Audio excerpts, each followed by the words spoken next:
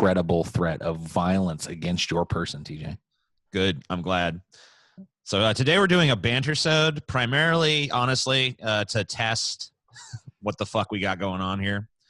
Because we're trying to use Zoom to do this. One of our fans suggested some shit called vMix, which seemed like it probably would have been all right, except for it costs like $700 to bring more than one remote caller in there. And we were like, I don't know about that. It was good.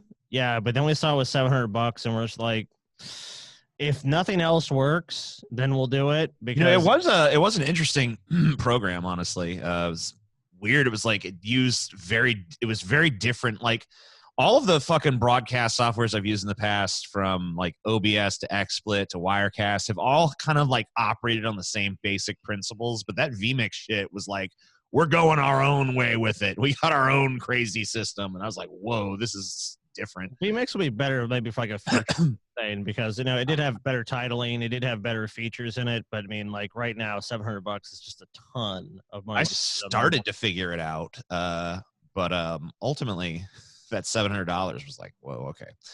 So that we're using Zoom for now. For those of you who don't know, we've had some technical issues lately that we think are probably being caused by the program we were using before, which was something called Whereby.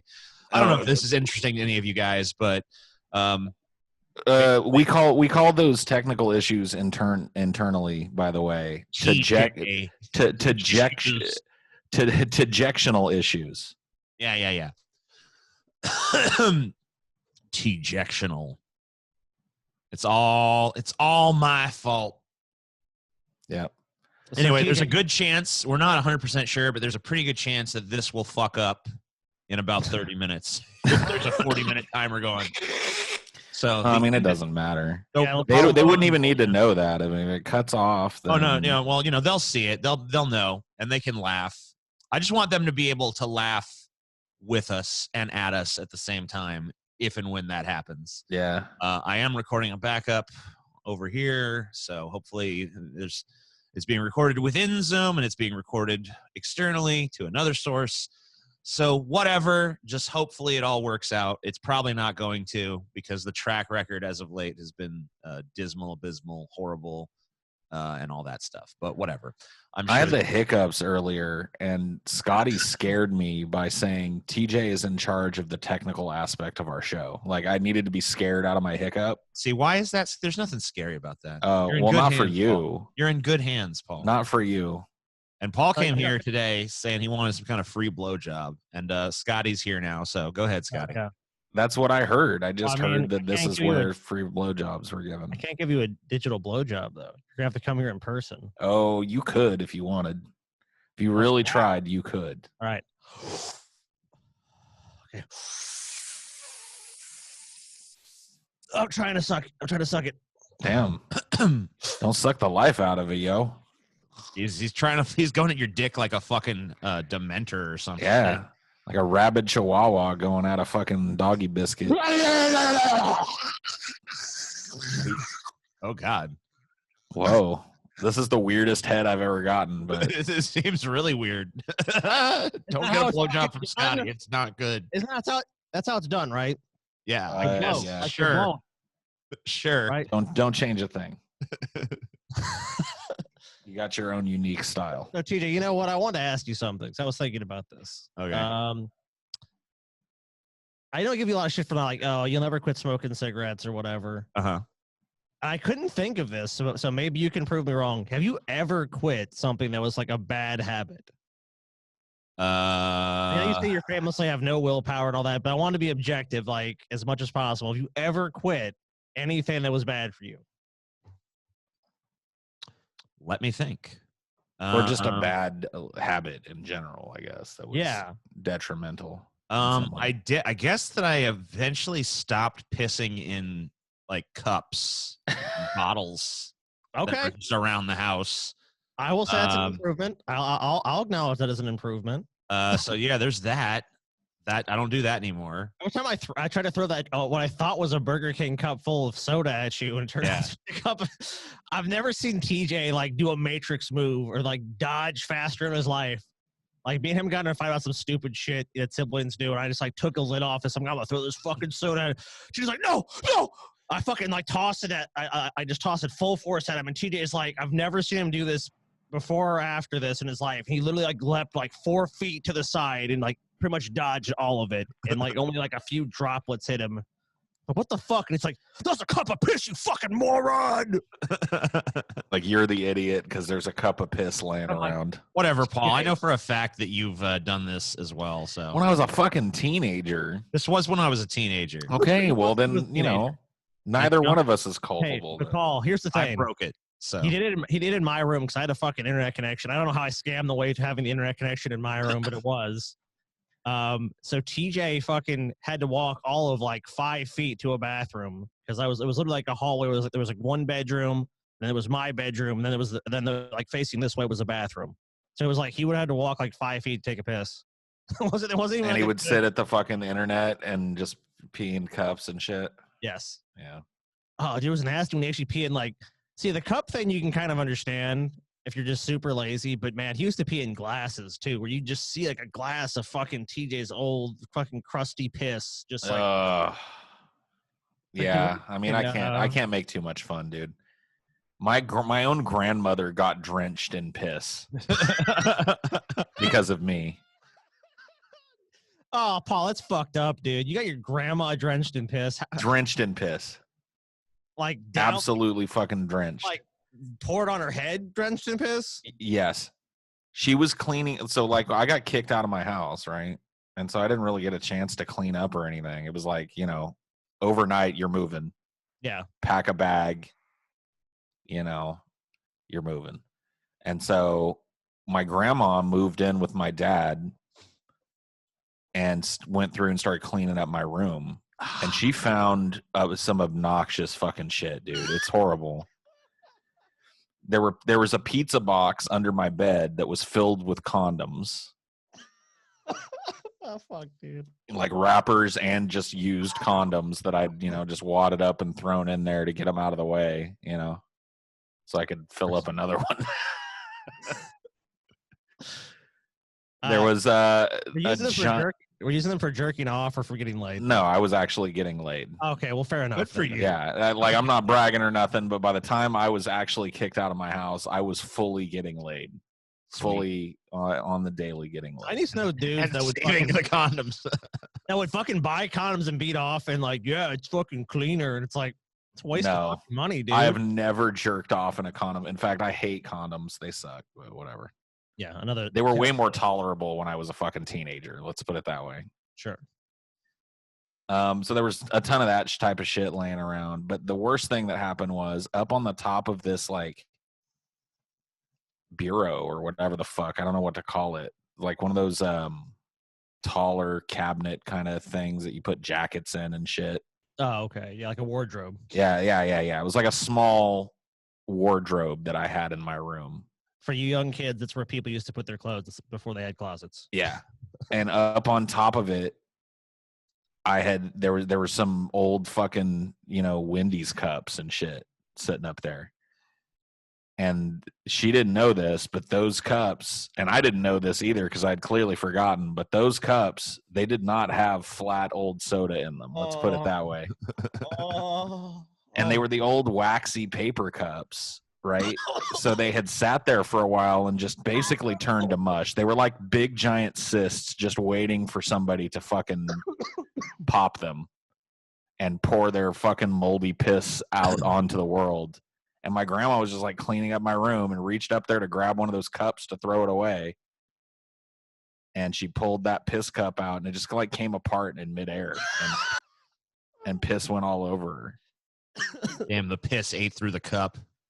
Well, I mean, it'd probably been sitting there for like a month at least or more. You know, eventually that would have just broken down and just fucking collapsed. No, I know.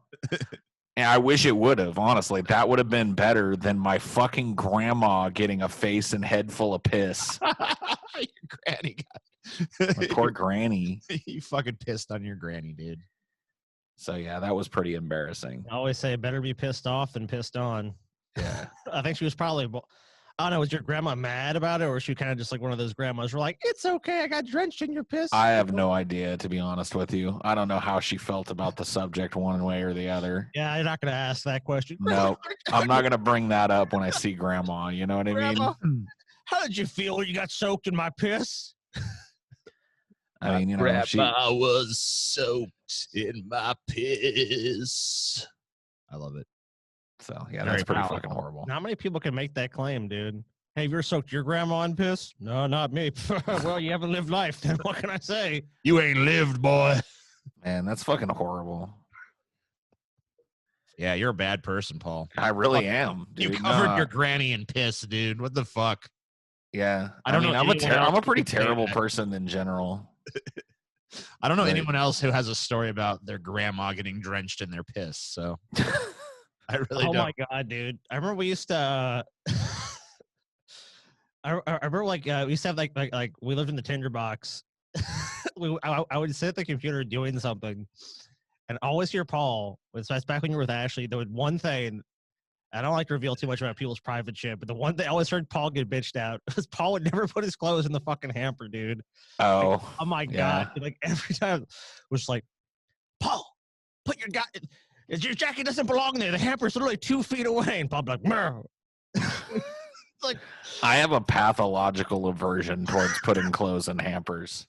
I can tell. I heard it many times. And man, yeah, it's caused me a lot of grief in my life. Let's just put it that way. Yeah, I think, dude, I think everyone has that. Like, they have one thing like that where it's just like, you know, I really should do that, but I just don't want to. It's like with me, it's like I'll wash dishes, but I'll never put them away. Like, Right. I'll hand wash it, like, okay, and I leave it in the fucking thing to dry. And if like Taylor's like, you need to put these fucking dishes away, I'm like, I hate it. I fucking hate doing it. I just don't like that part of it. Another thing is I'll sweep shit up, but I won't actually put it in the dustbin. Oh my Like, god, that drives me fucking nuts. I'm so glad I don't live with you anymore. That was always the worst fucking thing. He'd sweep everything up into just a big pile of dirt and just leave it in the middle of the floor. Like, done. It's like, what the fuck? You're so close to being legitimately done with this. Just take a dustpan and go. I mean, every once in a while I would, but for the most part, I'm like, that's just going to stay there. Like, I don't know why I never wanted to pick it up. I think someone keeps sweeping it. I've done enough. It's just fucking Scotty. Fucking runs the marathon fucking few feet before the finish line. Fuck this race. I don't need this shit in my life. Well, you know what it is? It's like just to prove to myself I can do it. And then the point I'm like, yeah, I got this. I don't even give a shit anymore. Then just fucking walk away. Because like I've already proven it to myself. I don't give a fuck. Duh, bitch. I just want to realize it. Yeah, that always drove me nuts. Yeah. You know, for a long time, I didn't know I was an asshole. Really? Yeah. I mean, it's had the exact same reaction. It's so weird. Yeah, I Who lied know. to you? Who was It's lying to strange. you, Paul? Like who was- Everybody around me. Or either that, or I was just surrounded by assholes. And so I was just, you know, part of the asshole economy, but I didn't know it. Like, I did not know that I was a prick until probably like I was 35 years old or so. And I Damn. was like, holy shit. Okay, wait a minute. I'm really abrasive and hard to be around. Holy shit. Oh, fuck. I'm the problem. Oh, no. Oh, no. me? Wait a minute. Now that I'm thinking about it, I'm the asshole. Yeah. I mean, I'm not always an asshole, but, you know, the more I think about my life, the more I look back on the different stages of my life and the choices that I've made a lot of asshole choices. You know, getting my grandma drenched in piss, just one of them. I think, you know, it's hard to say that most people are not assholes. I think there's bigger assholes, and there's assholes definitely within social groups. There's definitely an asshole hierarchy for sure. Oh, yeah. I don't think I'm the world's biggest asshole. I would put you in like, if I had to place Paul would be like a counter and Earl of assholism. He's not a dude. He's not a king. He's not like, because there's people, and to be like a true asshole, like to me, a mega asshole, because like, here's the thing, Paul, I would still think you have consideration for others. Oh, I do. Yeah, You know, for like, sure. I mean, like, I've never seen you just like be blatant, like, fuck you, you don't matter to me, even if you had almost no respect for the person. Like, if like, there's assholes that will impose on their family members and do fucked up shit. Like, I already know in this whole social circle that we have who is the biggest asshole. I won't reveal it, No, I mean, not because he's even one of us, because it's not. But there is some person. Yeah. There is some fucking person that I will say is just an irredeemable piece of shit that has been foisted in our lives in the last few years. And it has nothing to do with any sort of YouTube persona or like anything like that. So no one go down that road. Just like there's a person. I wish I could say who it was, but I already know I would get shit from people in my personal life, so I won't. But they're just an irredeemable sack of shit. Goddamn, I want to know who it is. What the fuck? I'm like, yeah, me too. My brain, like, is he talking about who? Which one's he talking about? I'll tell you guys privately who, in my opinion, that is. But like, it's just, you know, now myself, I degrade myself. I don't know. TJ, am I a bigger asshole than Paul? I guess I shouldn't really judge myself. Oh man, you know what? That'd be a cool episode. Asshole Olympics. You know, trying to figure out who the biggest asshole is. I think Asshole Olympics. Asshole Olympics. that could be widely interpreted, TJ. Yeah, asshole Olympics. You know, I can see a lot of people clicking on that, like, hell yeah! How big can you take one? All right, I'll watch. Oh, it's just three lame neck signed up for. They lied. Yeah, let's just put that on Pornhub. We'll put that. Because we'll trick a bunch of dumbasses and like asshole Olympics. All right, it'd just be us competing to see who's the biggest asshole. Wow, I love it. I love it. Sounds good. Why not? I'm sure. Hey, Pornhub hosts other shit. That's our. We should just start doing like a porn review show. It's fucking no more of this YouTube shit. We review porn now. That's always just been like, I don't know, man. I don't think I can participate. It's just creepy to me. Yeah, Paul has a weird thing about like, I don't want to be around other people when porn's happening or scripters or whatever. I mean, who does? Like, who wants to be in the room with porn with other people that, you know what I mean? Because Paul wants to be jerking it, dude, and he feels weird to jerk his gherkin when you're right there. I'm scared.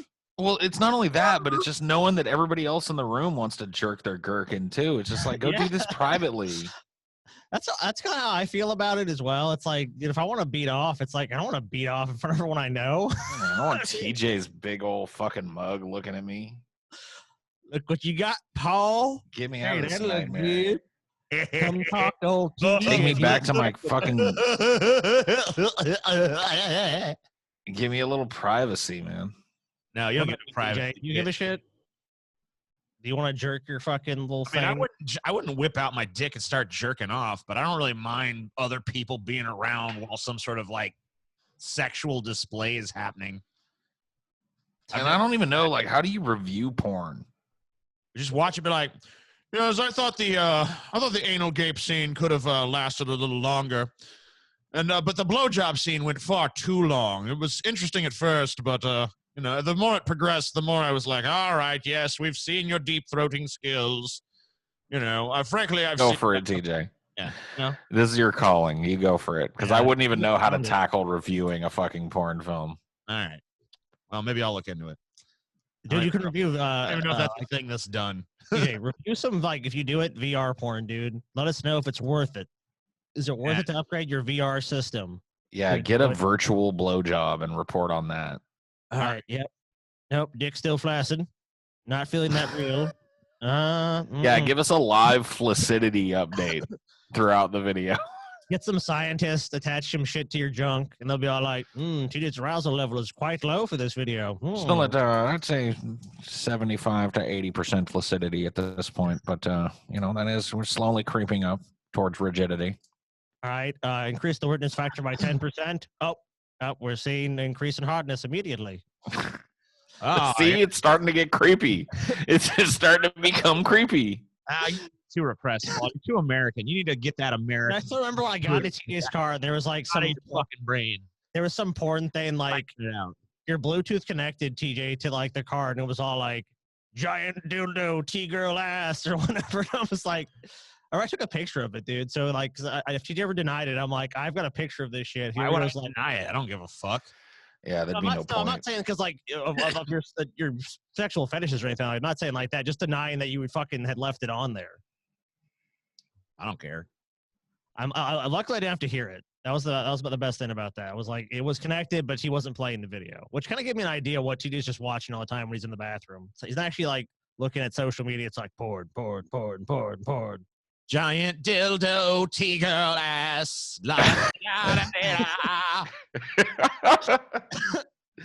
Dude, TJ. You fucking degenerate piece of shit. Bulge as the dildo goes through the folds of the colon.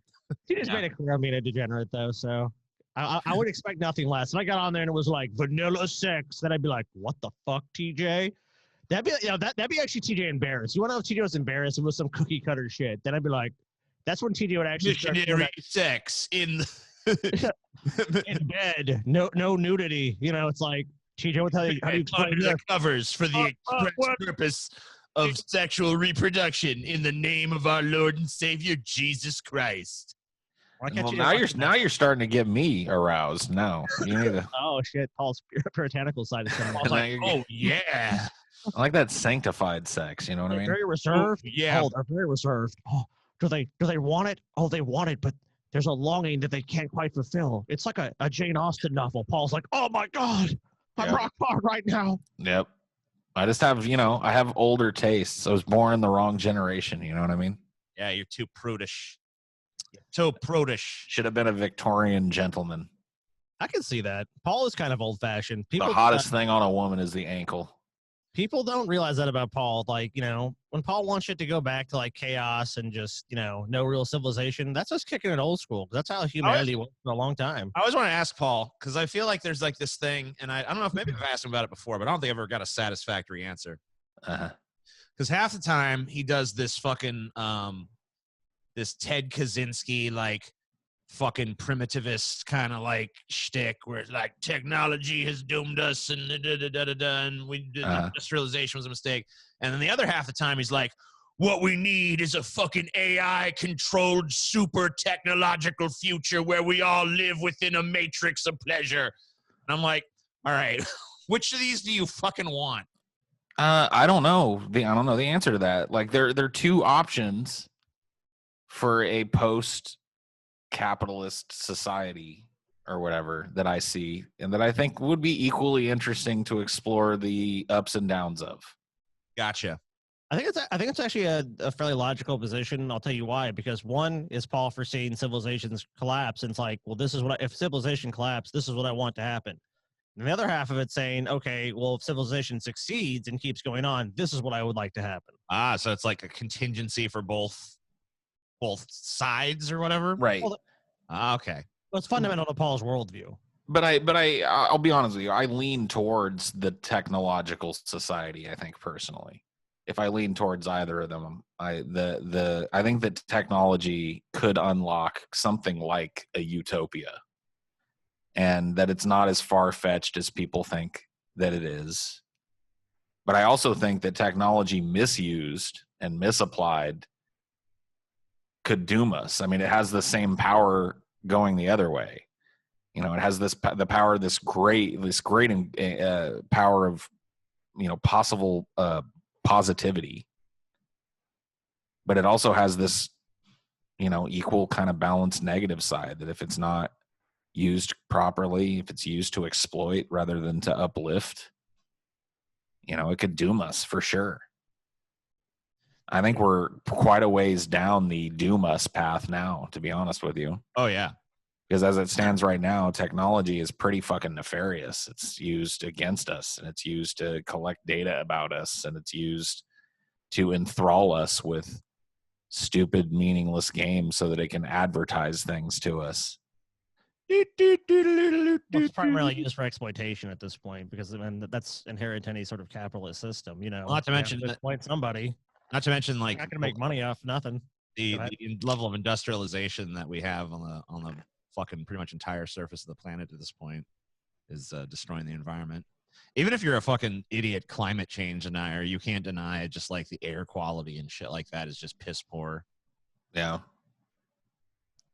I don't know how you could. I mean, if you look at all these cities, like one of the few sort of, I guess, bright spots of COVID-19 was not the fact that it's reversing climate change or anything like that. Because I mean, even if it does for a brief, blip, it's going to go right back. But it's just the fact that people are like, wow, these cities are like a lot cleaner. Like there's not much of trash everywhere. We can actually see the sky. There's not much of smog. And it's just the shit that people tolerate because they feel like they need to. It's like, oh, we have to do this. This is just a part of living in an industrialized society, is that everything has to be polluted and everything has to be disgusting, and people just have to fucking shuffle back and forth.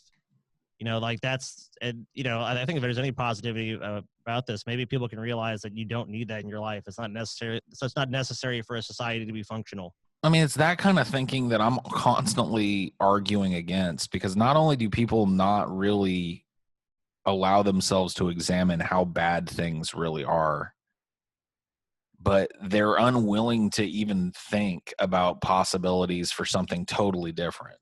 Like there are certain concepts that people, a lot of people I feel are so married to here in America, one of them being like capitalism for sure. But I think that's probably uniform across the Western world and most, most other places too. Capitalism is a pretty dominant idea that its presence is known in pretty much every country. Right. Oh, yeah. But people are not willing to let go of that. They think, okay, well, yeah, this paradigm is the best. This is the best we can do. This capitalism idea. Look how it's uplifted us. Look how much poverty it's actually helped to fight, and look how it's how much medicine has been created under its auspices, and how many scientific advances and technological advances have happened under capitalism. It's the best we can do, and I just don't think that's true. In fact, I think it's actually at this point working against creativity and working against human innovation, as everything is locked away and patented and sealed away in corporate vaults to be monetized or kept off the market. I think that if you had a non-capitalistic society where people were freed from toil to have to meet their base needs, food, shelter, air to breathe, etc. If that was just kind of guaranteed to everybody and there was no money ambition layered over the top of it for no reason, I think that people would I think it would unlock a fucking renaissance. I agree with you. Of creativity. Like I was talking about it on a ideology that got banned for copyright infringement last night. Of course. What the hell? It's just so fucking stupid. I hate YouTube. It sucks. But anyway, fuck. Now I can't even remember what I was going to talk about. Oh, stupid YouTube. I got pissed off at YouTube, and I want damn YouTube. You were just talking about how if people are freed from like having to have a job to pay. Oh for yeah. Pay for everything, there'd be a renaissance, a second renaissance. Right. And I genuinely believe that. I was saying on the ideology last night that how many Einsteins died toiling away in a fucking coal mine somewhere. That's true. You know what I mean? Like like Einstein, like a lot of people say that genius like Einstein's is really rare, and maybe that's true, but maybe it's just really rare that somebody ends up in the social position where that genius can really be allowed to flourish, where they don't have to worry about money and chasing the fucking dollar bill all over the place, where they're set up so that they can sit and really do their work. Maybe that's how an Einstein is born. You know what I mean? And maybe it's very rare for one of those people to, reach outside their own influence because they're locked in some horrible fucking cycle of drudge work. They're working in a factory somewhere. They're building cars or sweeping up a Walmart after hours or some fucking horrible shit. I want to show you guys the plot of Good Will Hunting. I want to show you guys the modern Einstein I found recently. So check this out. Oh, you found one? Cool. Yes, I was doing this thing. The poll doesn't really matter. It's just context. But I was asking, what leftists think, is the most viable path forward. But one of the things is revolution. And this guy's like, a modern leftist revolution in, sarcasm. When they have the 3 parentheses on the sides of things, that's like supposed to be like code for like Jews. The Jews. Oh, that's what that is? Yeah. Okay. I don't think he knows that, though, as we'll see in a minute. Would be the biggest laughing stock of the century. I said, the classic, whatever guy. That's right, buddy. The Jews control everything. Very impressive knowledge. He says, where the fuck did you get that from? So apparently, just like you, he doesn't know what the fuck these parentheses are supposed to. I didn't even know what that, I thought it just meant he was like, that was like some indicator that this is like sarcasm, right? It's laughable or something. Well, I guess I was wrong. Yeah. This here these things, that's supposed to denote Jews. So I thought, Of course, obviously. I mean, well, it's like a code, Right. They put the triple brackets around something they want to associate with Jews. Yeah, so it's supposed to be like, oh, this is what's going. And then he has the fucking thing with like his thing is like Master Shake with like a MAGA hat and shit, and he's got like the clown fucking thing. So I just assumed that he knew what the triple parentheses meant. But I guess maybe I owe him an apology, and he's actually just dumb. Dude, do I have to text some Japanese in there as well in his username? Dude. Yeah, I shudder to think what that translates to. And a better story, TJ, is Scoob movie night. Oh God, I've seen so much fucking advertising for that shit. Like, oh yeah, the Scooby-Doo movie, man. You got to see the Scooby-Doo movie. It's gonna make a ton of money. Scoob. Yeah, I know Scoob. Oh, it's the one with that stupid fucking trailer with. Yeah. Ugh. Paul's gonna be tuning in. Come on. Hell no. $20, Paul, and you can watch the new Scoob movie. See, this is the thing. Like I like this new releasing movies directly to VOD thing, and I hope that it continues. But the price is gonna have to come down a little bit. I ain't getting the theater experience, all right? I'm sitting in my fucking house on a beanbag, all right? So I'm not paying $20 for that shit. $15, dude. That's what I think this charge. $15. $10 to $15. I think somewhere in that range is the right price, and it's a price that I would consider paying for a movie I really wanted to see. But right now, hell no, I ain't paying no $20. I ain't paying no $25 to watch a movie on release Not even day. for Scoob. No, hell no. Not even, especially not for Scoob. What's wrong with Scoob, bud? Let me tell you what Scoob is. I'm sorry, Scotty, but just real quick. Scoob is something that I will be scrolling by on Amazon Prime in 2022 that's available for free streaming that I will never click on even out of curiosity. That's there's where Scoob will end up in the pantheon of Paul. The only way you're gonna get Paul to watch Scoob is if you fucking Clockwork Orange him, dude. Put him in the theater, pry his eyes open, put drops in.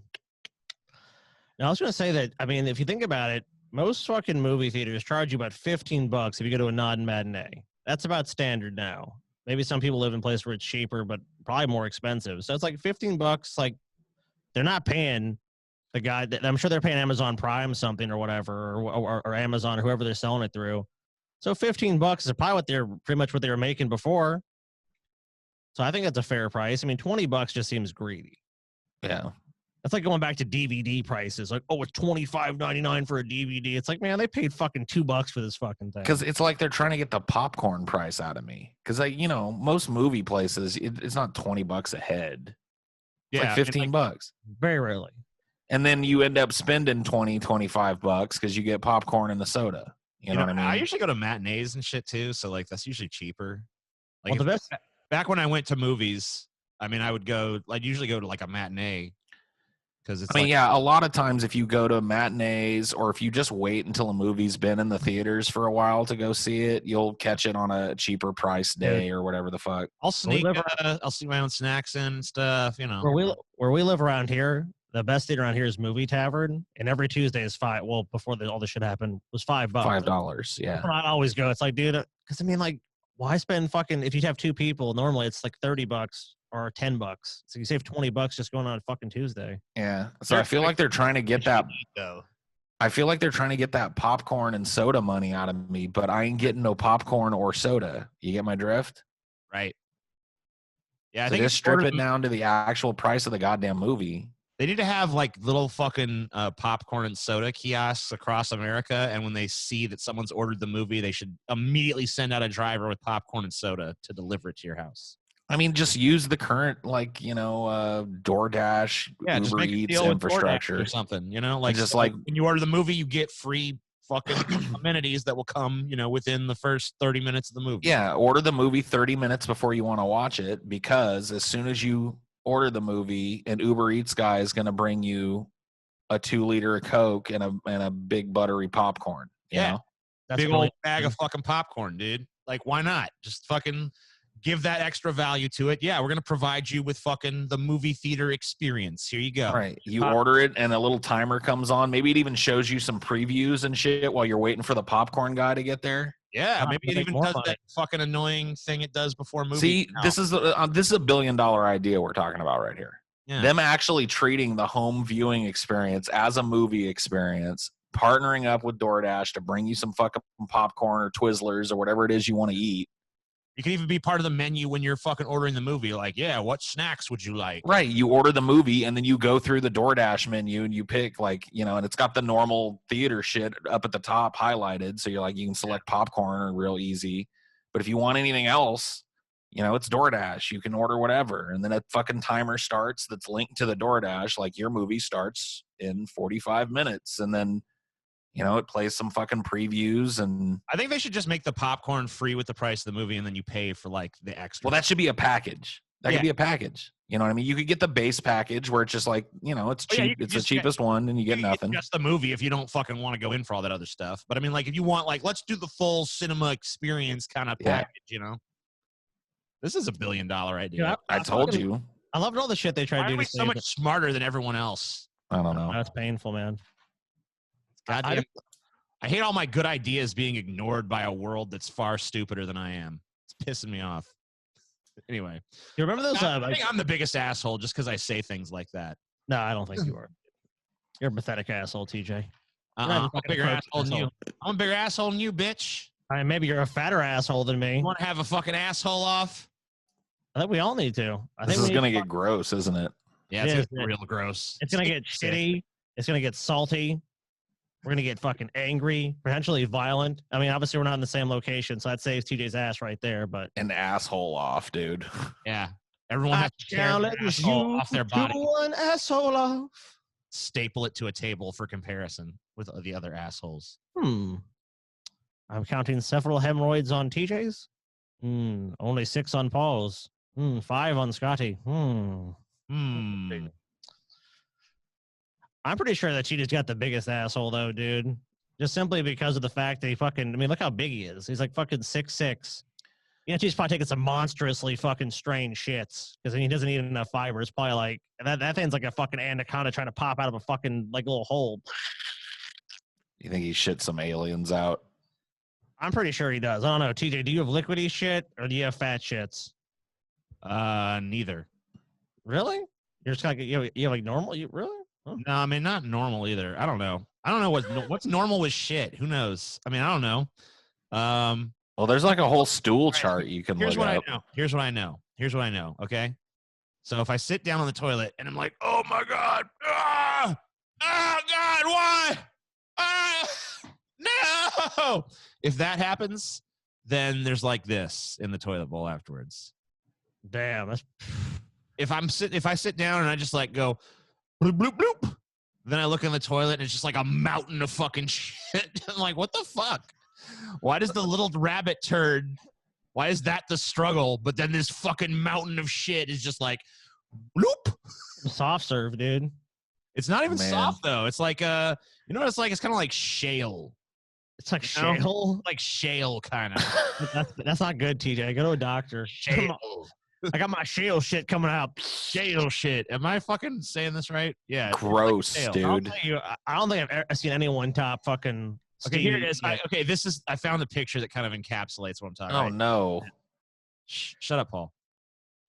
No. This kind of expresses what's going on, I feel like.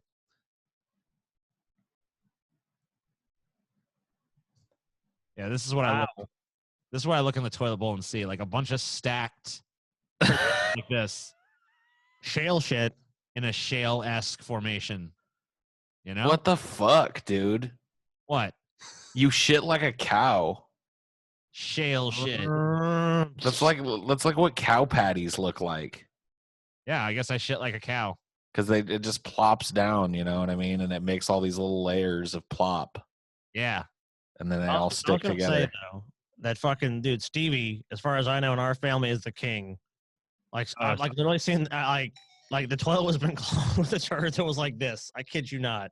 Oh my God. I'm like, I don't know how you had that in your fucking bowels. Regularly will come out of the bathroom and be like, don't go in there.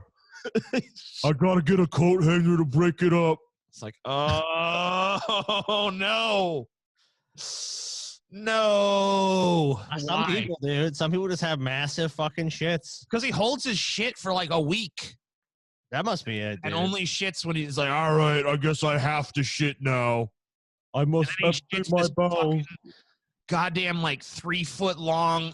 Oh, I feel sick even thinking about it. You know what Stevie needs? No. He needs a regular colon cleansing, dude. Go there and have him suck the poo out. Steve, you don't have to poop anymore. Just go and have your poo sucked out directly. I feel cold. Suck the poo out. Suck the poo out. I mean, it's convenient. I imagine all the time you waste taking a shit. You can have someone just cleanse your colon for you. Nice and clean. Man, why does everything always got to lead back to duty? We were just talking about the far future human civilizations, and now all of a sudden we're down in the fucking sewers again, talking about farts and duty.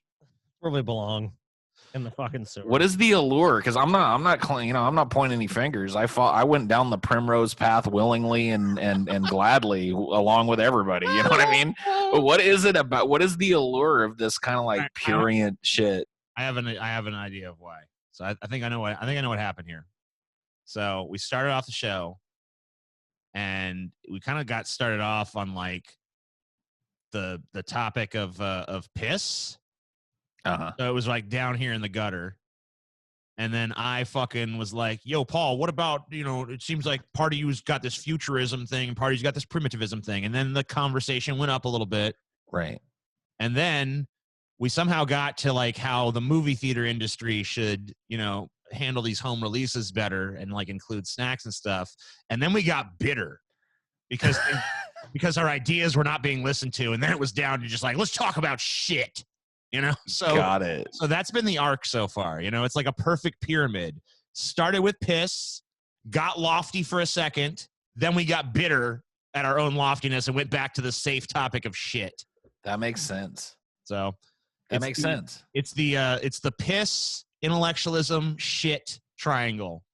And that's you look at the world, dude, and you want it to be a better place. And when you realize, like, damn, it's not. Like, no one's figured this out. None of these fucking companies that are delivering food and delivering entertainment right to your home have figured out to, like, maybe we could team up. Because people do associate certain foods with the movie-going experience. Maybe we should try to bring that experience to their home in this fucking time of crisis. We have all the infrastructure to do it. Maybe we should do it.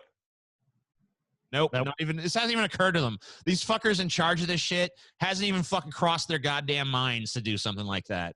Because that's how fucking stupid they are. A bunch of fucking idiot stoners doing a fucking Zoom call who can't even manage to fucking figure out how to run a fucking podcast, have got this shit locked down, while these motherfuckers are just like, what we're gonna do? We're just gonna scalp them for $20 for nothing. Know what we could do? Charge them $20 for the fucking movie. It's like, ugh, fuck you. Like when a month later it'll be free on one of my fucking premium channels. You know what I mean? It's like, fuck this. There's one movie that if the movie theaters aren't reopened that I will pay the fucking $20 for, and I think everybody knows which movie that is. Dude, obviously. It's gonna be Dunk, dude. Dunk, yeah. Okay, so Scoob, by the way, has a 53% critic score and a 77% audience score, which is not that great. Dude, the new Addams Family movie was worse, I believe, and still made a bunch of money. Because dude, if you're going after kids, I mean, yeah, is it good to have a good movie? Sure, but the movie can be wretchedly reviewed by critics. As long as you have enough people in the audience go, it's cute, it's Scooby, oh, isn't that sweet? They'll make their money. Let's see. Did anyone actually like this piece of shit? I guess the Chicago Tribune did. Blah, blah, blah. Dude, if Ebert was alive, he would love it.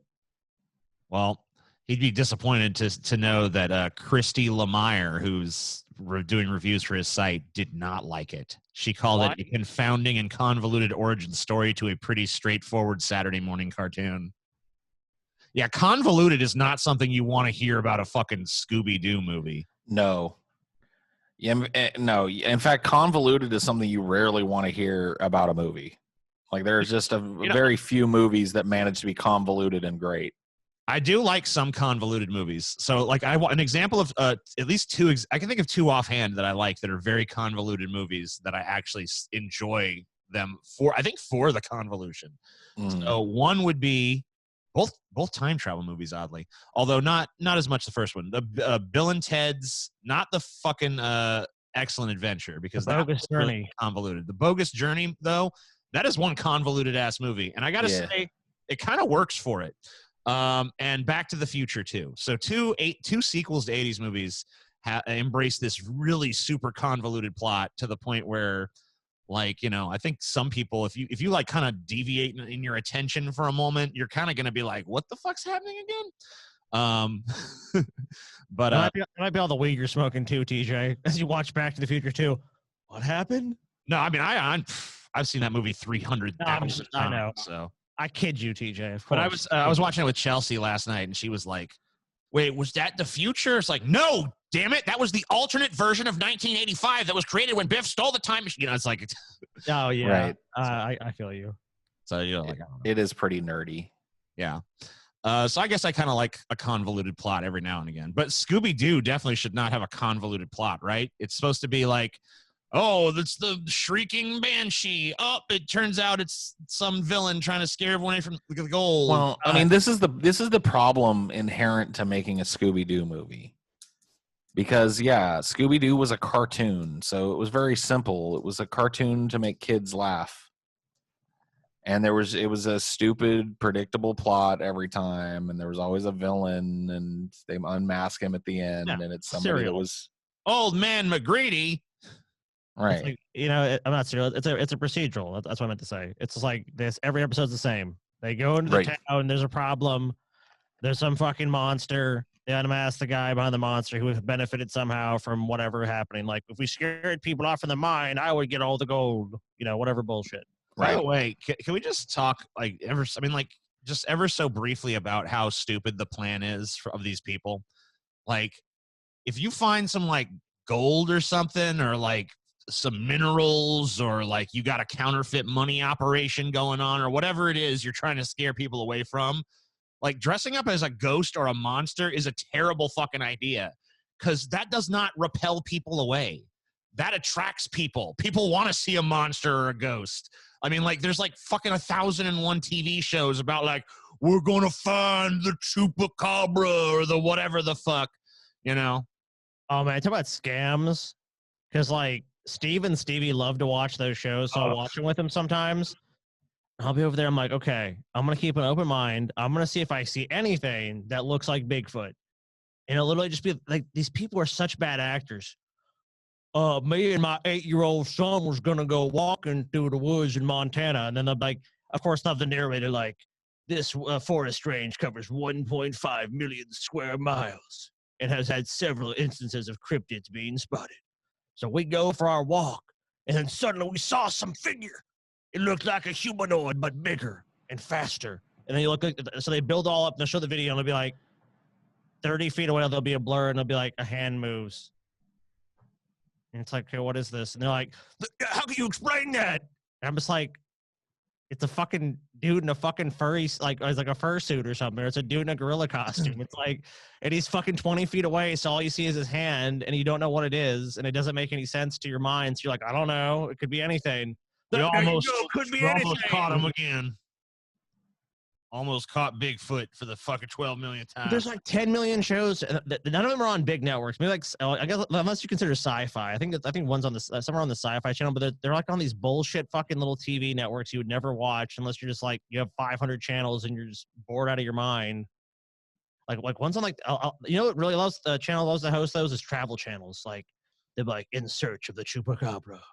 Oh yeah, because I mean, oh my god, yeah, those do suck, dude. It's like, I hate those fucking, like, there's so many bad TV show concepts out there. It's hard to find the good ones. Well, the paranormal ones, like, it's like, you know, you're gonna walk around a creepy building. I get there's like atmosphere to that and stuff, you know, but at the same time, it's like you're also positing that there's some supernatural thing going on, that you're gonna have like an e-meter or whatever. You're gonna fucking, oh look, we're reading it. Beep, beep, beep, beep, beep, beep, beep, beep, beep, beep. You know, I think the ghost ones are even fucking dumber because, like, at least with the Bigfoot ones, they bother to dress someone up in a costume. With the ghost ones, all they do is like, oh shit, you feel that? There's like a cold spot here. It's like, Yeah, it just got 10 degrees colder immediately. all right, Oh my God. let's play back this tape we did. You hear that? Get out, get out. Yeah, get out. He's saying get out. Ugh. I remember we were kids when that fucking hack, what's his name, John Edwards, was doing talking to dead people. Our mom loved that shit. D name, D, could be Diane, could be David. You know? Yeah, Dave. Oh, my brother Dave passed. You know, and it's all like, yeah. David liked to work with his hands, didn't he? Yeah, yes, David was a mechanic. You know, and it's like they lead them down this fucking cold reading path of like they basically tell the story themselves, and it's like, oh, what a truly unique experience. I feel like I communicated with Dave finally. They would shoot like 2 hours worth of shit and then like edit it down to like the most impressive possible like 25 minutes you could possibly get out of it, you know. Yeah. That's So most like, television. walked in the room and was like, I sense an M name over here. Yes, my daughter Maria. Oh, yes, she died and it was something to do with water. Oh, yeah. You know, like, get out of here. It's just too easy. I don't know. I try and avoid that shit for the most part. Well, it's like, you know, no one has all the answers in life, so you turn to these sources of like, because I think in a way it provides people with some comfort. It's like, okay, so I can communicate with my dead relatives. So if there's some unresolved issue, like they know that I want this thing to be resolved, or they know that I love them, or whatever bullshit. It's just some comforting thing to deal with, you know, mortality, and to come to terms with like, you're gonna be dead, you're gonna be fucking worm food. So it's like, oh well, you're not just dead in this sense that you're really just gone.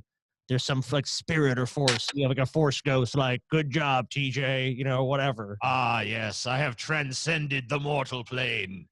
Now I shall become pure energy. That'd be cool.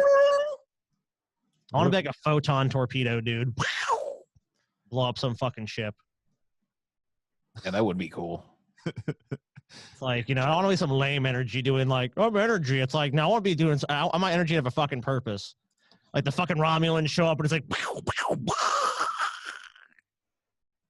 Yeah, that energy was Scotty and he just saved the fucking day. blow up them Romulans, Scotty. I like it. Put them in their fucking place. Fucking Romulans. You can't trust them, dude. You can't trust a fucking Romulan. Everyone knows that.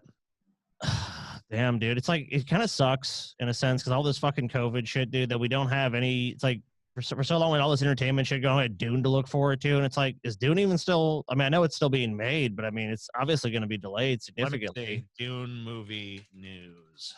Unless they filmed all of it already, then I guess it's. I saw a picture recently. They're starting to release more pictures, and I saw a picture of Timothy Chalamet as Paul Atreides. It looks like from earlier in the movie when he's Denis Villeneuve still on Caladan. compares Paul Atreides to the God. Yeah, he was. That late actor was cast in a Netflix movie. I think about. Fuck, what was it? It wasn't Outlaw King. It was some King show. He was like, I think he was like, he inherited the throne or something. I forget. One of those movies. He was decent in that. So I mean, hopefully he'll shine as Paul Atreides. Yeah, I don't know. I don't know if it doesn't. I don't see anything about it being delayed at all. But who knows? They must have already shot the movie then. I mean, it wouldn't make any sense otherwise. If I don't know it's if just they like, actually ever set a release date though. Did they? yeah, they did. It was for December release of this year. Okay, 16 days ago, 2020. It's still slated to be released on December 18th of 2020. Cool. So yeah. Oh man, don't let me down. I want it, dude. Dude, I hope It's the only movie that I'll be jazzed about for a long time. I want it. Sucks really bad, and Paul has to cry. I mean, whatever. I'm prepared for that. It will suck. I'm gonna be salty about it, but you know, I'll go on. Damn.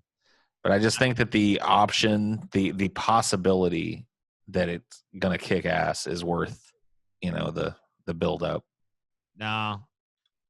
No, I don't want you to have some kind of fucking like Zen attitude about this. I want you to fucking be pissed if it sucks. I want you to be like fucking tearing down the fucking universe. Well, TJ, you have to remember though, there's not anything tangible for him to be mad about. So like, it actually has to be. So like, right now, it's like it all looks good. So I mean, like, optimism is actually warranted in this case, I would say. Yeah, I agree. It's one of the rare times of the movie that everything I've seen come out of him is like, I can't go like, oh shit, oh no. Like the best shot people could take was like the fucking choice of font they used in the title, like dunk, and it's like, okay, well, that's a pretty weak shot. Why I say, hey man, nice shot.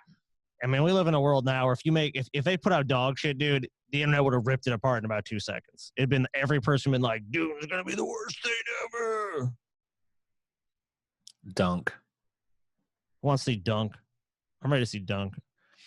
I don't know, man. It's, you know, just based on my faith in the director, mostly from his work on, you know, the recent fucking Blade Runner. Yeah, I don't know. Didn't he? It's been a movie that has been screaming to have a fucking remake. Like, I actually like the first one, but it's not one that I think, you know, actually hit the mark perfectly. I think it could be done better, and it's time that somebody took it seriously and tried to do it. And if they succeed at that, it's going to be pretty awesome. And if they don't, it's going to suck. It's just so rare that to take a chance on something like that, especially with a film series, because everyone knows like television is kind of where like the entertainment market is at right now. Everyone's focused on shows, you know. So to make it a movie is definitely even actually a more ballsy thing, in my opinion, because it'd be so easy to do Dune as a series, and then you have as much time as you'd want. Realistically, Channel did it already, dude, with William Hurt, dude. I'm sorry, what? William Hurt version. Best version there is. TJ, you're cutting out, man. I'm sorry, what? It actually surpassed Frank Herbert's book, if you want to be honest. You know, it's like the best. I can't hear you, TJ. What were you saying? I said it's the best version of the story ever.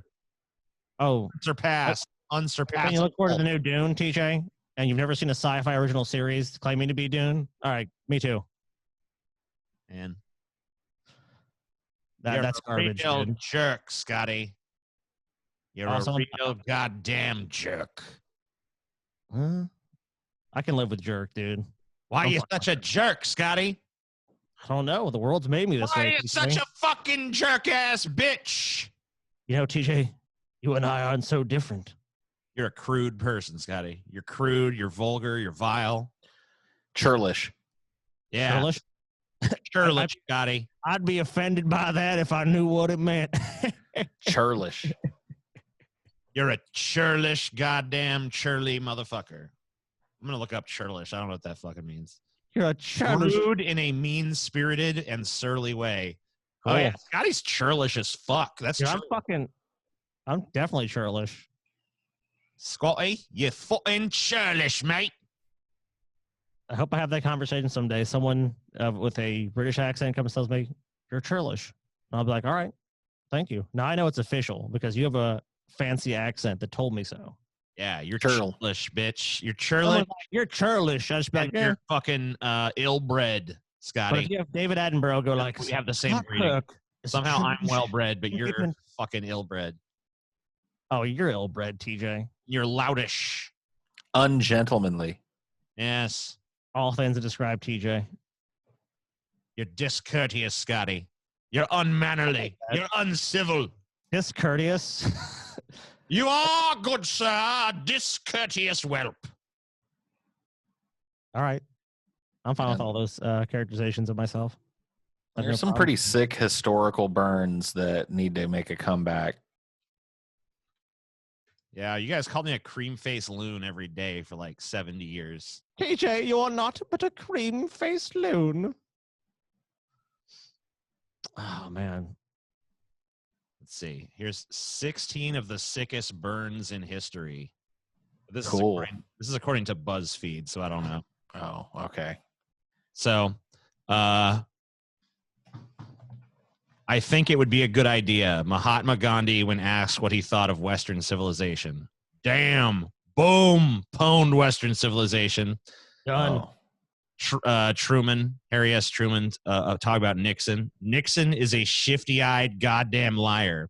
He's one of the few in the history of this country to run for high office, talking out of both sides of his mouth at the same time and lying out of both sides. Jesus. I think he had Nixon nailed there. Mae West said his mother should have thrown him away and kept the stork. That's pretty fucking all right. That's a pretty sick fucking burn. All right, so here's Abraham Lincoln. Let's talk about a political opponent. He can compress the most words into the smallest idea of any man I ever met. All right. Dorothy Parker in a book review. This is not a novel to be tossed aside lightly. It should be thrown with great force. Okay. Fred Allen. What's on your mind if you will allow the overstatement? Christopher Hitchens, this is his famous quip about Jerry Falwell. If you gave Falwell an enema, you could bury him in a matchbox. Which I completely agree love with. that remark. I guess Bob Dole said some shit about George H.W. Bush. Whoa. Bob Dole was responding to the claim that George H.W. Bush was weak on foreign policy. And Bob Dole says, well, he got this new globe for Christmas. That one sucks. Why'd you put a Bob Dole quote in there? What the fuck, dude? Really? You fucking have some great shit like we've heard. Like, I mean, some other ones are pretty good. BuzzFeed, you kind of suck.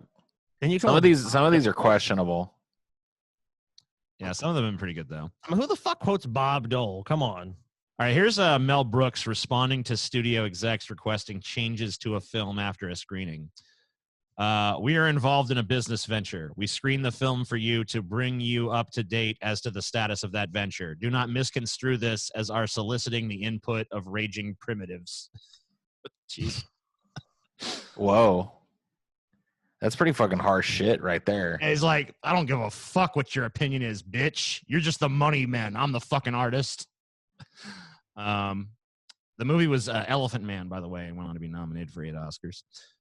Yeah, well, I mean, I trust Mel Brooks a lot more than I trust some fucking studio execs. So.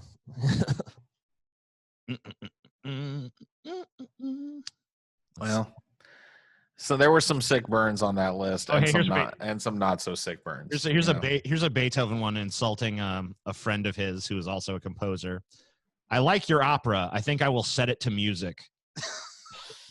That's fucking brutal. Oh man. Damn. Ugh. That is like, wow. That's a bitch slap. I want to go. We're doing our asshole Olympics or whatever, TJ. I'll tell you what. If a Beethoven was in it, he'd win. So I'm saying some shit like that. Like, here's a Groucho Marx one. I never forget a face, but in your case, I'll make an exception. That's a good one. Ooh. Here's an Oscar Wilde quote. Some cause happiness wherever they go. Others whenever they go. That is so fucking true. Oh, man. Yeah, I definitely agree with that.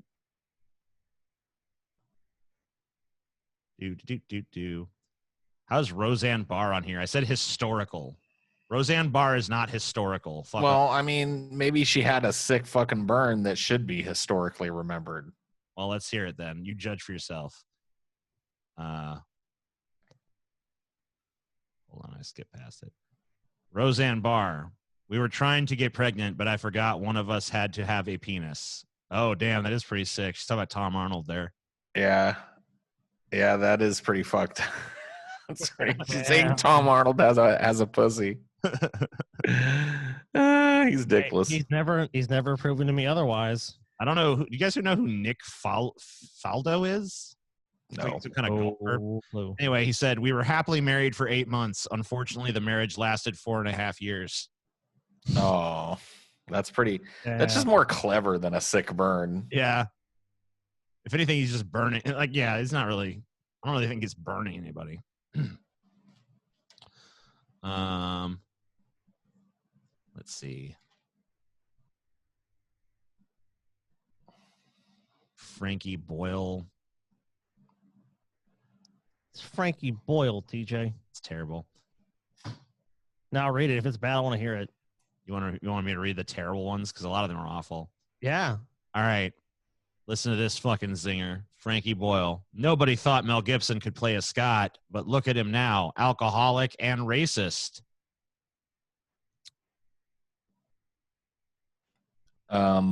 Yeah, that's why I didn't read it. Okay. That joke's about fucking 20 years too fucking old. Yeah, see, like a really truly historically good sick burn should still ring true today, you know? Like it shouldn't be so dependent on like the vernacular of the time or the, you know what I mean? It has to be like a truly transcendent burn. And there's only a couple on this list that have risen to that level in my estimation. Mm-hmm. Oh yeah, the Oscar Wilde one is my favorite so far. It's just because it's so true. it's so incredibly True of you, Scotty. Hey, maybe so. Dude, remember my ass leave. Ronald Reagan had a sick ass burn. What was it? I know what you're talking about. Well, I can't even remember who he was up against, but his opponent was trying to say that Reagan was too old. Yeah, you know, because he was going for re-election, he was too old.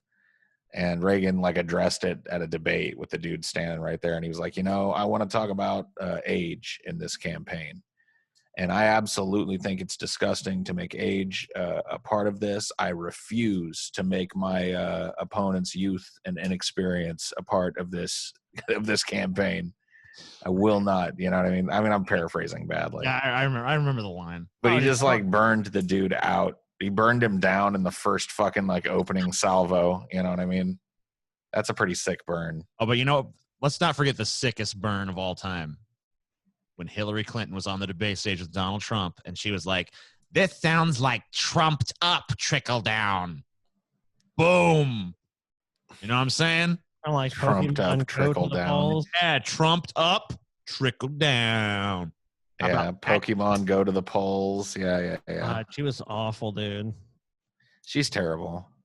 Yeah, I mean, You know what? her campaign was so inept. Maybe in some ways, the fact that Joe Biden can't get through a sentence is a blessing for him. So that when his campaign gives him shit like that, no one even notices because he's just too busy fumbling it for anyone to fucking like notice how cringe the fucking shit is.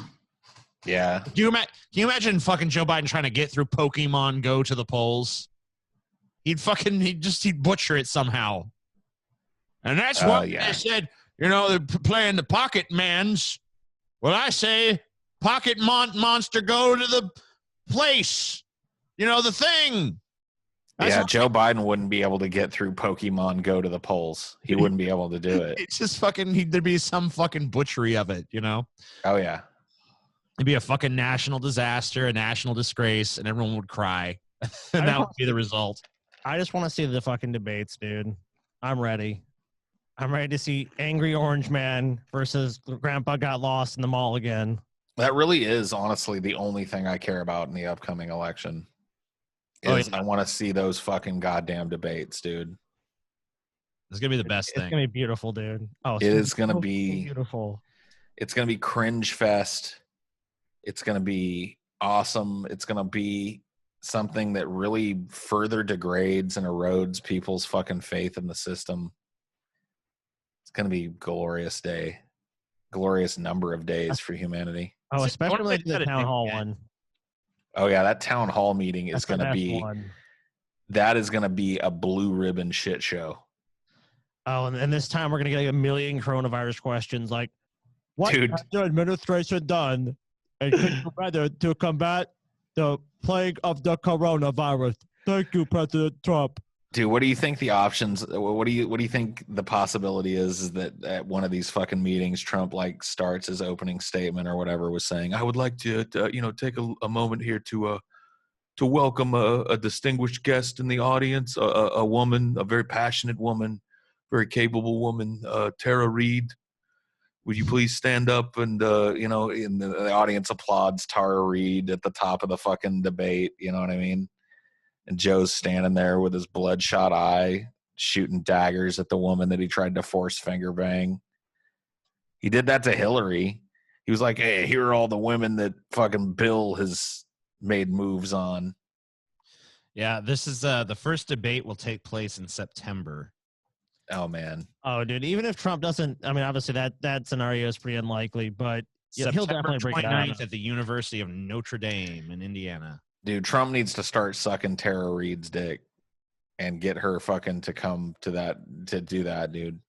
And join, because aren't there multiple people that have come forward and made claims about Joe Biden at various points? Yeah, there's like 5 or 6. She's the only one that's really gotten any traction in the media. Yeah, it doesn't matter though. See, he just needs to collect all those women up and do like the pre-press conference like he did before, remember? Have them all flanking him. I'm sitting here tonight with some very special women. These are all women that at various times have been molested by Joe Biden. They've all been very brave to come forward and tell their stories of what he did. And I just want everybody to know that at tonight's town hall, they will be sitting in the front row. What if Joe Biden just does the same thing, though? See, Joe Biden, he's not going to do it. Dude, competing press conferences, they both bring all the other accusers, Biden get Stormy Daniels, other people, they can both fucking just go at it. It's like MSNBC, well, they're both fighting for coverage. Dude, that can be part of the debates, dude. That can be the fucking, they do it for prize fights. They seem to do that. They sit them both on a fucking table. And they get Welcome tonight to a history-making debate. The first all rape and abuse accuser audience. The entire live audience made up of women who have accused both of these candidates of different varying sexual indiscretions and crimes. Actually, 3 of the women claim to have been raped or molested by both candidates. We need fucking either Maury or Jerry Springer to host this, dude. We do. the fucking people, the sexual assault victims will be fighting and shit in the audience. Dude, it's going to be great. We're going to have people fucking asking questions. They're totally inappropriate. I don't know. America needs. I wouldn't put it past. I wouldn't put it past. See, I don't think Biden will do it. I don't think Biden would go that route. But Trump doesn't give a fuck. I think Trump. It's definitely being considered. For sure. It's probably already been greenlit. He's like, worked well last time. Do it again. I mean, and it did too. Do it again. I mean, it totally diffused the grab him by the pussy thing that everyone's like, well, he's done. He's done now. He's like, look, those were words. We're talking about this guy did actions. There's women in the audience that was raped by Bill Clinton, and she stands by him and she defends that. Dude, it was pretty fucking brilliant. It was locker room talk. I'm sorry about that. But it was just locker room talk. It was words. His was actions. But yeah, every guy's used that kind of fucking language and shit with his bros.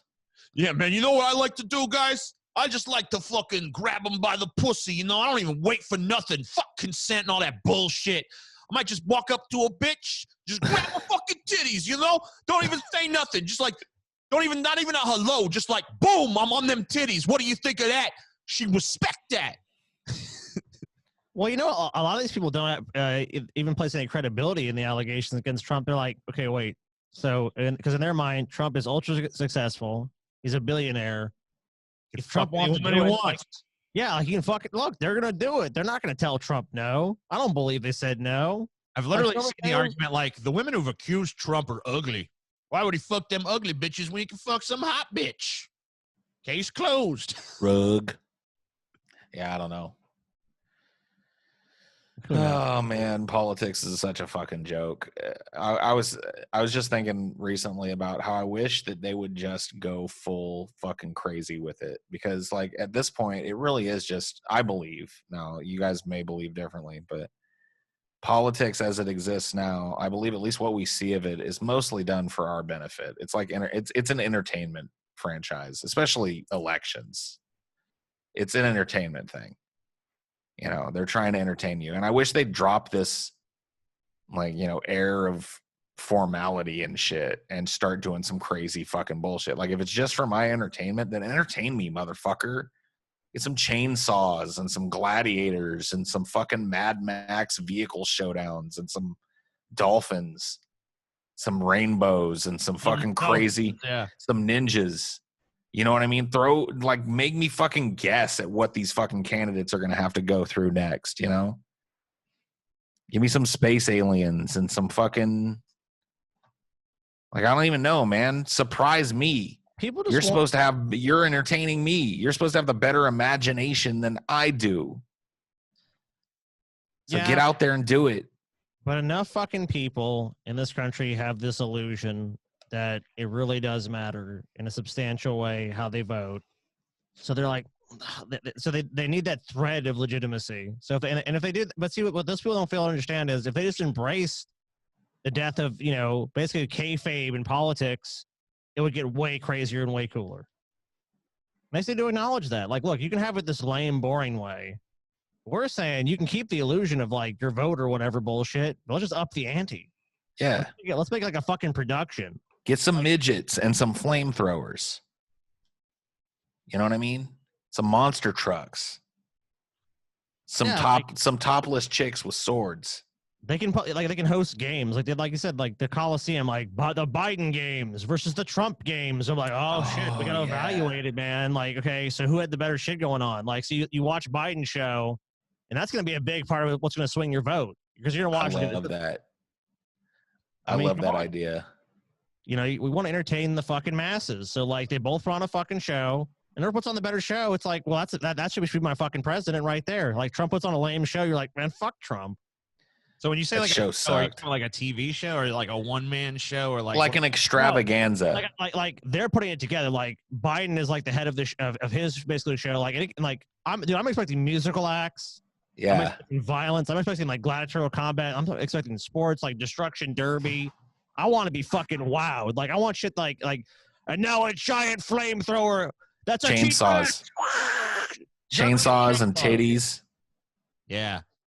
You know what I mean? All right. Just a spectacle, just a like giant extravaganza of everything that's great about life. And it's their job to put that shit together. Whoever puts on the better show gets to be president. Yeah. I like it. At least I'd be more entertained. I wouldn't be bored to death listening to these fucking old men dodder their way through speeches they can't even really comprehend. I want to see some volcanoes. I want to see some deep sea Leviathan Kraken beasts. I want to see some pirates.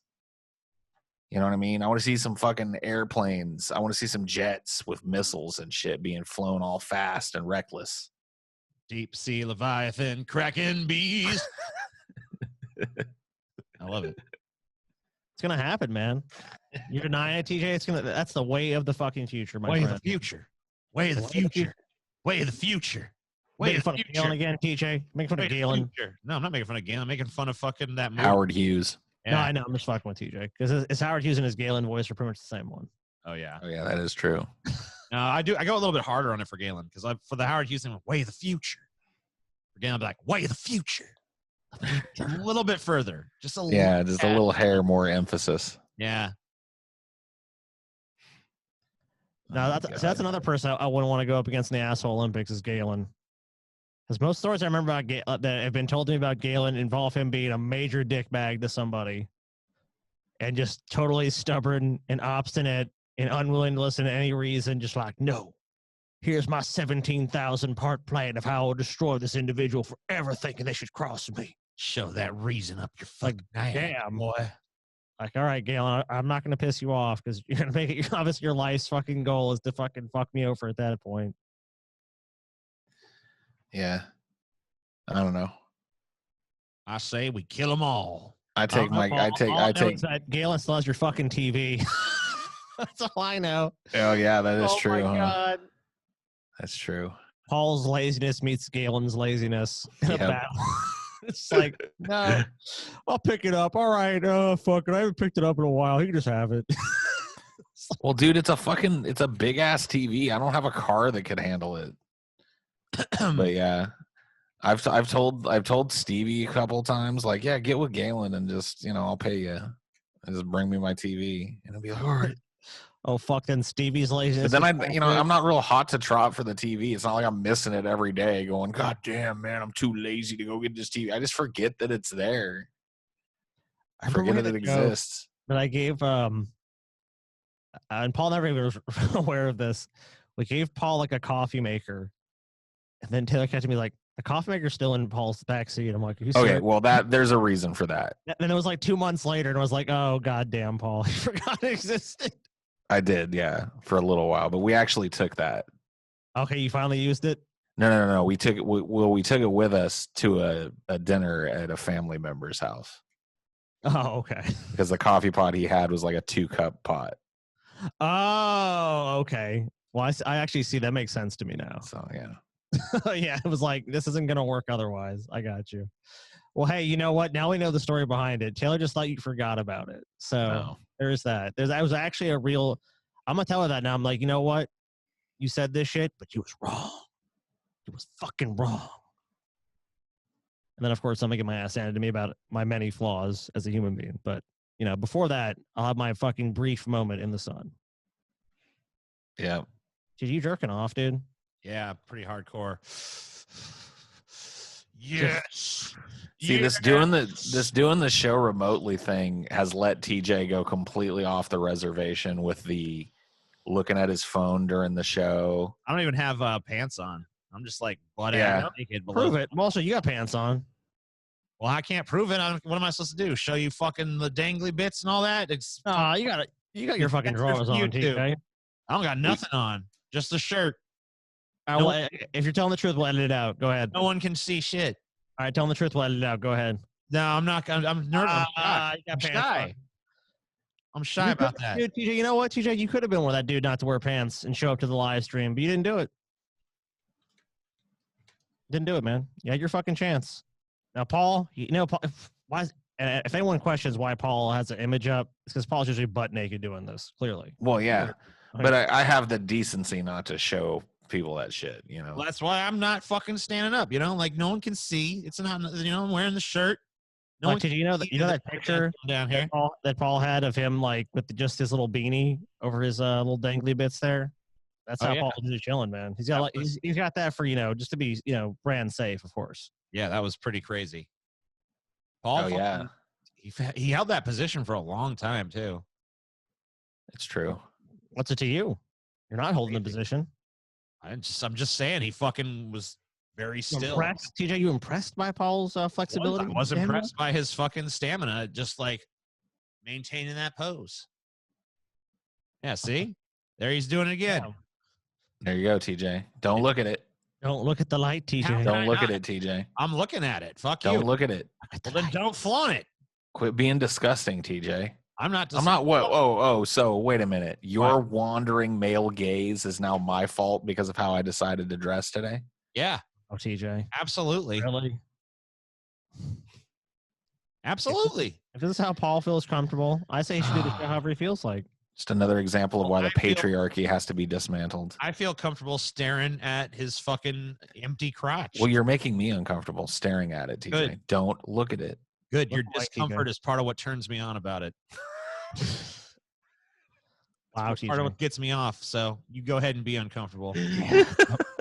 Tell me how you feel. Out of sorts and nervous around me. Yeah. Feel nervous? You should. How nervous are you? You should. Tell me. Tell me how fucking nervous you are. I bet you're real nervous. Bet you're real fucking nervous, ain't you? You don't like hanging around me, do you? You don't like the way I look at you. I have a confession. Believe me. I actually am wearing pants. I know. Oh, yeah. I lied. You were lying about that? Yeah, I actually am wearing pants. Sorry. You What to a be piece of close to, shit. Like TJ has like a thing with I guess we both do a pathological obsession with wearing socks and shoes. Yeah, whether we're going anywhere or not. It doesn't matter what's going on in my life. Am I wearing pants? Am I wearing socks? Am I wearing shoes? Yeah, pretty much. I mean, like the most I'll see TJ is like in a wife beater and like his fucking boxer briefs. When I used to live with him, oh man, there were sometimes TJ would come out almost butt naked, like he'd wear like his boxers or something. Probably usually like in a thermostat war.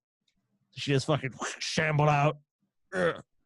Well, I'll tell you this, dude. I spend 90% of my time, especially now since the quarantine, in basically pajamas. See, I could never stand that. I don't wear no pajamas. I fucking dress to the nines, damn it. Socks, shoes, pants, belt, wallet, everything.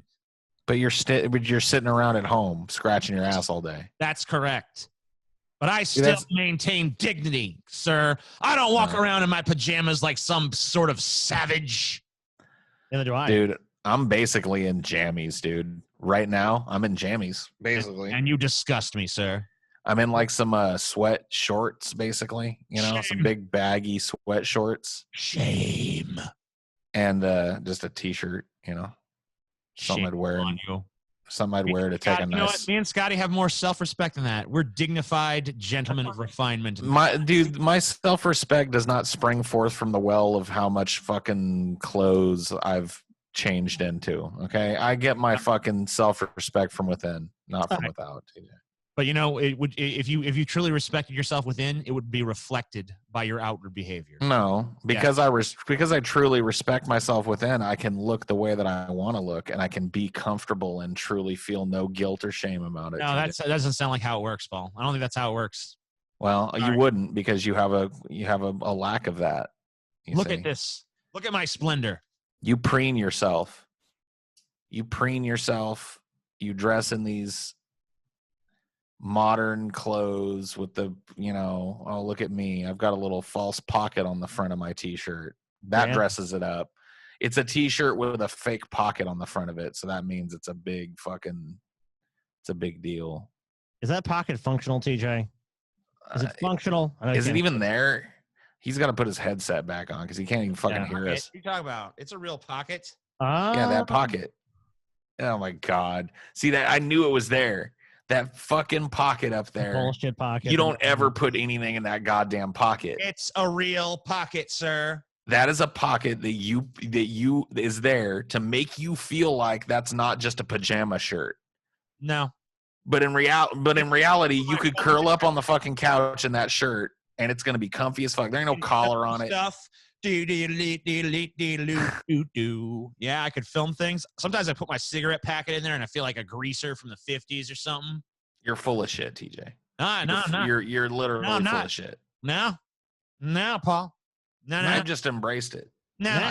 I've just embraced it. No. There's no reason for me to not be comfortable. Paul. No, Paul. No. I'm the true hedonist, TJ. That's what makes you saltiest of all. TJ, I'm the one that has truly embraced comfort and pleasure. I have to agree with that at this point. I mean, look, you're dressing to the nines there. I mean, Paul's just fucking let it all hang out. I mean, yeah, you got a pocket. You got a fucking front pocket. Like you're going to put something in your front pocket because you're doing business or something. I mean, come on, TJ. TJ, Paul doesn't even own a belt at this point, dude. I do. Where it is. I own a belt. It's hanging up in my closet with dust all over it because I haven't touched it in fucking 8 months, TJ. And I won't touch it again until the next time I got to go to a wedding or a funeral, TJ. Rest of my life, comfort.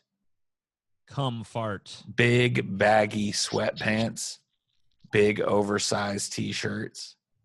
Paul. Big snuggly sweaters for the winter. That's real fucking interesting, Paul. That's real fucking interesting. That's real interesting, Paul. Big floofy beard and floofy hair, TJ, that just kind of like wearing a hat all day. That was so captivating. So fascinating, Paul. Mm-hmm. You're such a deeply fascinating, compelling figure. Please tell us more about your inane fucking habits, Paul. Mm-hmm. Do you bags of fucking bunch of saltine crackers for breakfast this morning? What'd you do? Do you eat anything today, Paul? That'll be for dinner, TJ. Have you eaten anything yet, Paul? Bags of saltine crackers. Scotty, what'd you eat today? Did you eat anything? I ate a Cheerio. A single Cheerio. Cheerio. That's why I ask you. Is it Honey Nut, Paul? Oh, Honey Nut. Scandalous. Do you Honey Nut? Original. Garbage. You should have ate a Honey Nut Cheerio. Well, sometimes I'll eat a single Cheerio and I'll pretend it's just a little tiny bagel. You know what I mean? You ever done that, Scotty? I have not, TJ. Well, you should. Try to cut it in half. Put a little cream cheese on it. It's crazy. Yeah, like that's what you would do. Yeah. That's what I do. Call TJ up. It's like, I fucking swear. It's like, actually, what you doing? Making dinner. I think she does like 7 dinners a day. What you doing now? She's making dinner again. She's tell him in a couple hours. Yeah, I'm making third dinner. Making my 3rd dinner. And TJ, you never know what the fuck he's making. If he's cooking something, it's not like you just know, like, TJ's like, I'm having a roast. Like, yeah, I'll be having these, like, Asian chicken wings and biscuits and gravy. All right, TJ. Yeah, he does sometimes have weird combos, but I can respect that because shit does go well together. There are these like established paradigms of food that are supposed to go together that, like, I don't know. Yeah, I don't agree with them. Go outside the box. You can have an Asian chicken wing and some fucking mashed potatoes. There ain't nothing wrong with that. I'll tell Doing you a what, vegetarian menu this week. TJ, like, that's surprising because most of the shit you make is the most unhealthy as you can make it. Like, watch TJ. I didn't say I was doing healthy. I just no meat in it.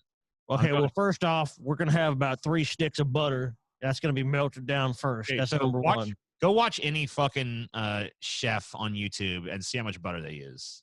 Like people who know how to cook know that butter is the secret ingredient to all delicious food, pretty much. Like there's not really many good food recipes that don't involve, like, all right, so the first thing you do, put in 20 pounds of rolled Amish butter, you know, melt that down until rolled Amish butter, dude. Yeah. I bought a bunch of steaks, TJ, and of course I bought some ghee. Ghee. Oh, dude, that's gonna make it so fucking good. Yeah, I'd be nervous to even try to cook something like that. I'd be like, can I even?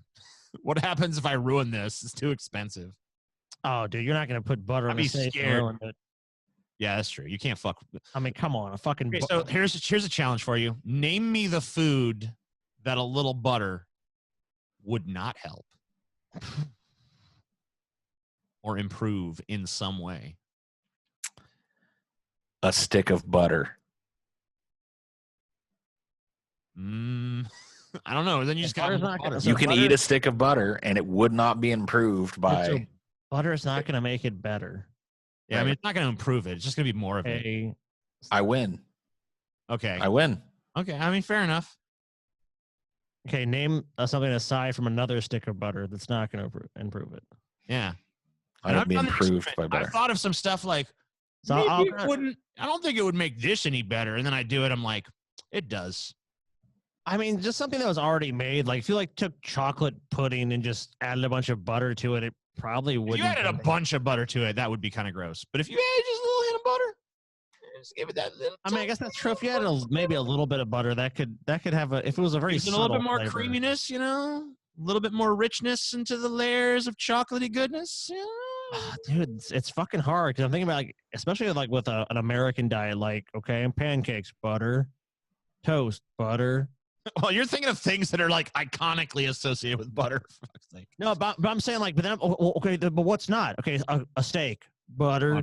Make a hamburger, put some butter in it or some sort of put a little oil. butter on the patty before you take it off the grill. Give it a little bit more richness of flavor. Oh, dude, when you cook that shit up, well, the first thing I do, I'm greasing my pan. I'm obviously cook down a bunch of butter and shit, and of course you have those juices that you're just fucking ladling over the fucking burger. Oh yeah, just so. Let's saute some mushrooms. Butter. That's what I'm saying. It's fuck, dude.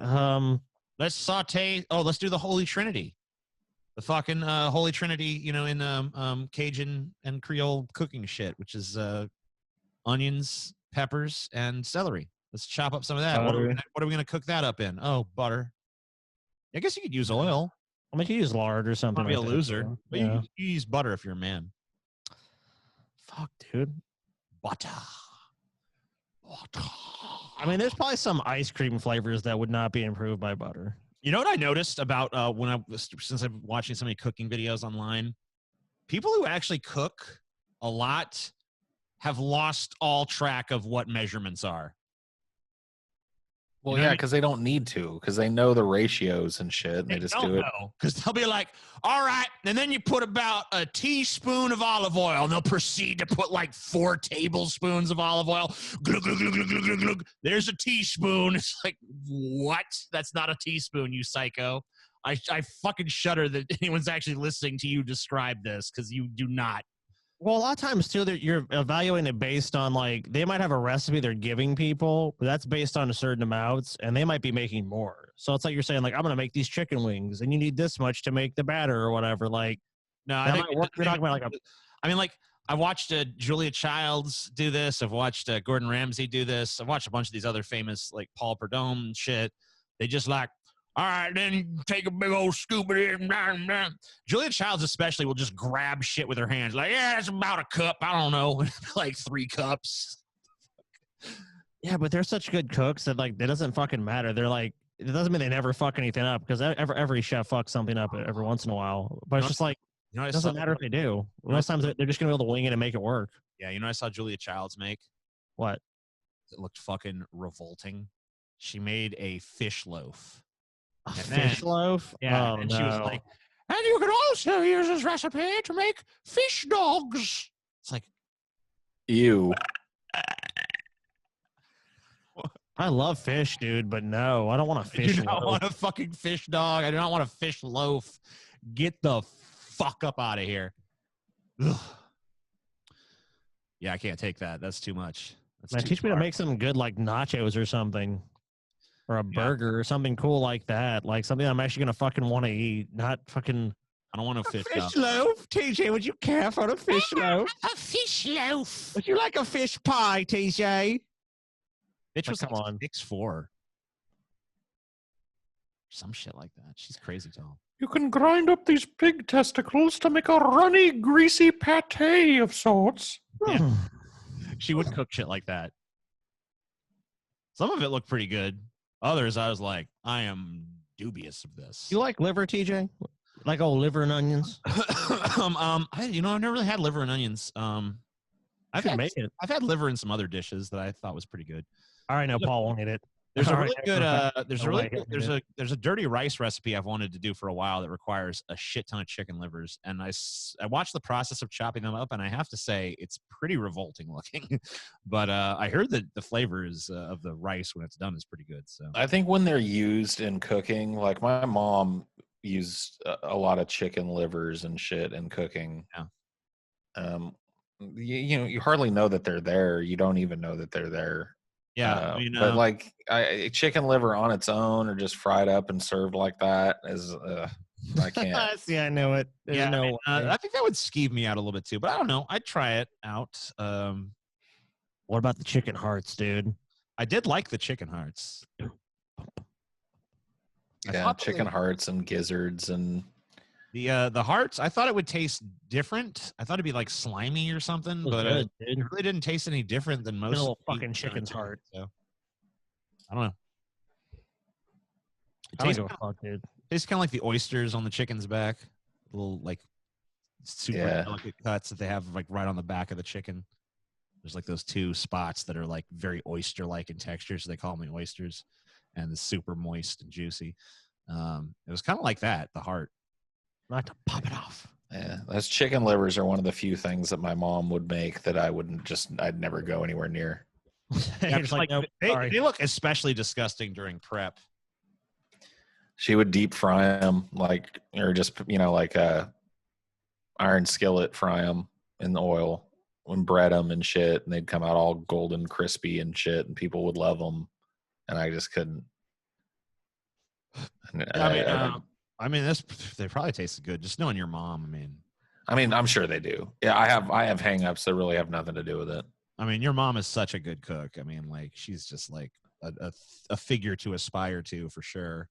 Oh yeah, from like just the home cooked perspective, like Paul's mom's just got it down. That experience, the gluttony. I mean, just everything. Like I remember, like just even like the toppings for like, okay, we're gonna eat this, and it's just like, okay, the topping for the hot dog, the chili, which is like for most people just an afterthought. Like I'm gonna open a can of chili.